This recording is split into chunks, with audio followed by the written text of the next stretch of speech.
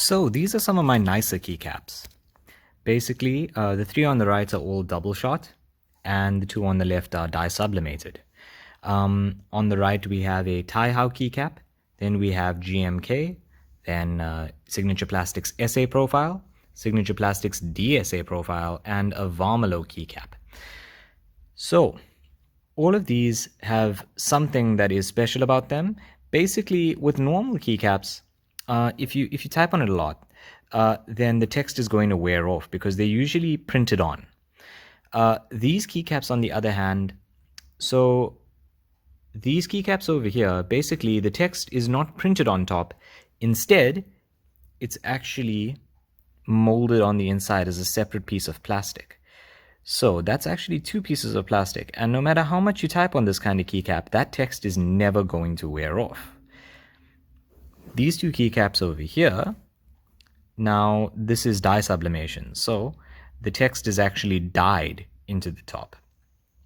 And this goes through the whole layer of the keycap, but I mean, not like all the way through to the other side, but it goes in pretty deep, so no matter how much you type, that's not going to wear off either.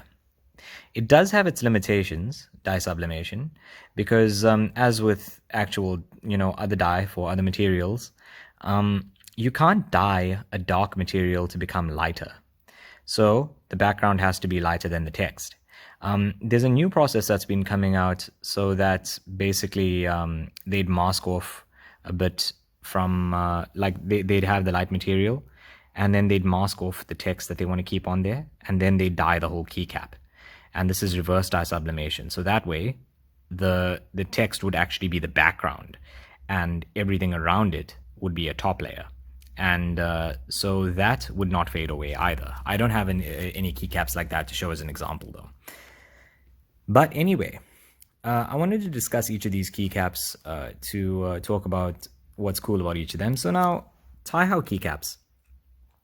These are pretty affordable. For a set of these keycaps, it would cost about like $20, $25. In South African rands, that's like $300, somewhere around there. Now, Tai-Hao keycaps come in quite a few different colors. This is the set that I got for my Poker 3. And I think this looks really, really cool. And especially for the price. They feel fantastic, and they're a huge step up over the keycaps that come standard on them. And they sound pretty good. Ignore the rattle off my spacebar. That's nothing. Shh. So GMK is quite a step up over Tai-Hao. The case with GMK is that the walls are slightly thicker than Tai-Hao. And also, they are made with Cherry's original machinery. GMK is a German company that got a hold of Cherry's machinery to make keycaps, and they are doing a fantastic job with all the keycaps that they make.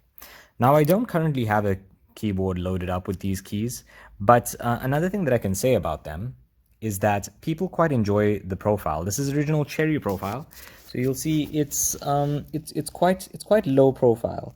The Tai-Hao keycaps are Tai-Hao's own profile called cubic profile, so they are a little bit taller. But yeah, GMK keycaps, they get pretty skinny, and that escape is actually pretty much the thickest key in the set. If I, for example, here's one that's slightly thinner. This is an R. And yeah, you can see how low profile that is. So when you're typing on these, you can get pretty fast because you don't need to lift your fingers up quite as much. And so that's one other thing that's really nice about GMK keycaps. Now, Signature Plastics makes some of my favorite keycaps of the bunch. And this is from a set called Hyperfuse, which is my favorite key set of all time. It's this intensely bright purple with this beautiful like minty turquoise alternate color and stuff. And so you'll notice that these are super thick. This is the back row of the keycaps, so it's very tall, especially in comparison to some of the others. Now, they also are like spherical at the top, so it like conforms to your fingertips very nicely. Also, another thing I really like about Signature Plastics keycaps is you'll see it has like this step on the inside. And for that reason, I feel like Signature Plastics takes even more care than GMK. And they are just as beautiful on the inside as they are on the outside. Also, look at how even the lines are on the back for that double shot. The mint lines, they are so even and so clean, and that's even a step up over, like, I mean, I know GMK seems to like coat the insides quite well and stuff, but I just feel like the Signature Plastic stuff, just, man, that looks insane. Here's an example of what these keycaps look like on a board. So you can see, if I come around on this side, they are sculpted so that the back row is higher than the middle, and the front row is also higher than the middle.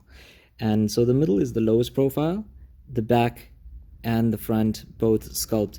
So basically what this means is that if you have your wrists at a constant position, it curves to match your hand position, and that's really, really nice.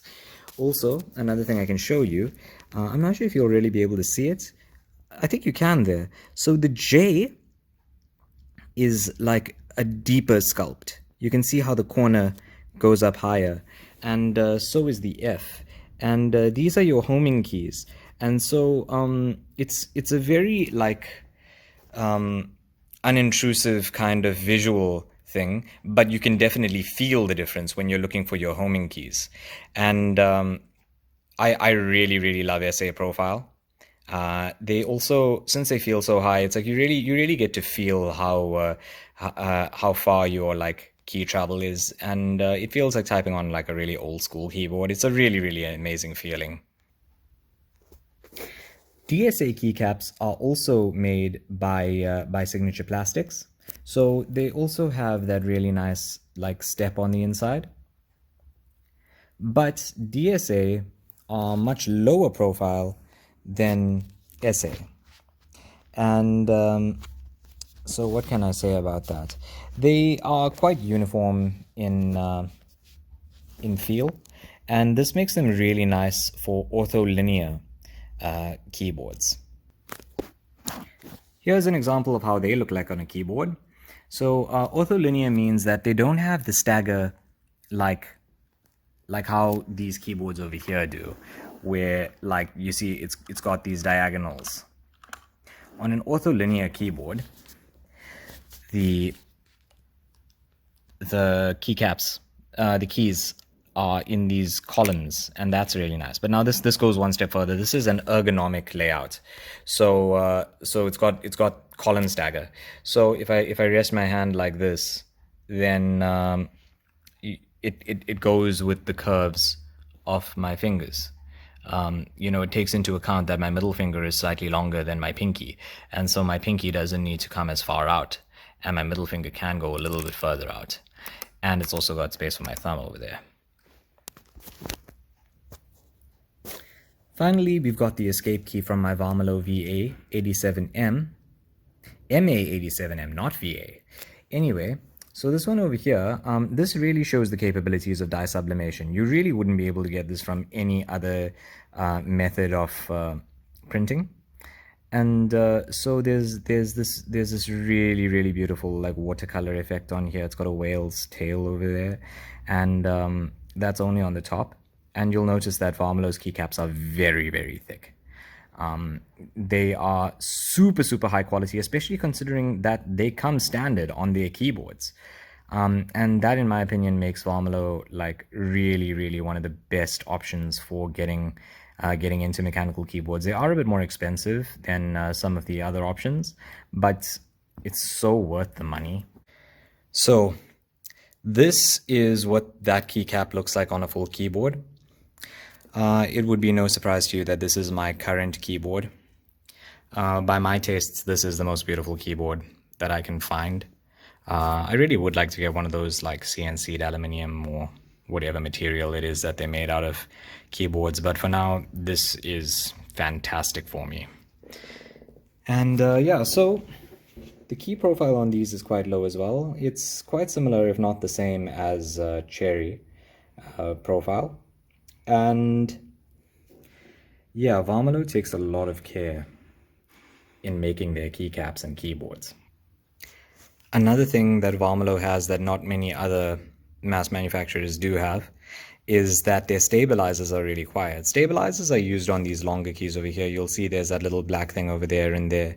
And like my shift also has it, escape, backspace, all of those. So it makes sure that the whole key goes down uniformly wherever you press. So you don't just need you don't have to just press it over there. You can press it anywhere and it will go down the same way. Now the sound of the spacebar on this keyboard, that is amazing in my opinion. Often you get really rattly spacebars, and even on more expensive keyboards I've found quite rattly spacebars especially.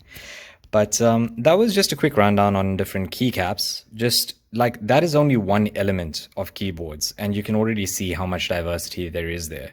And this is one of the reasons I feel that mechanical keyboards is quite an amazing hobby. And it's a lot of fun to get into, and it's very, very customizable. And in the future, I'll be talking about things like different layouts and switches and stuff like that. So you can leave a comment below if you'd like me to talk about any of those things in particular, or anything else about mechanical keyboards. But yeah, thank you very much, and I'll see you in the next one.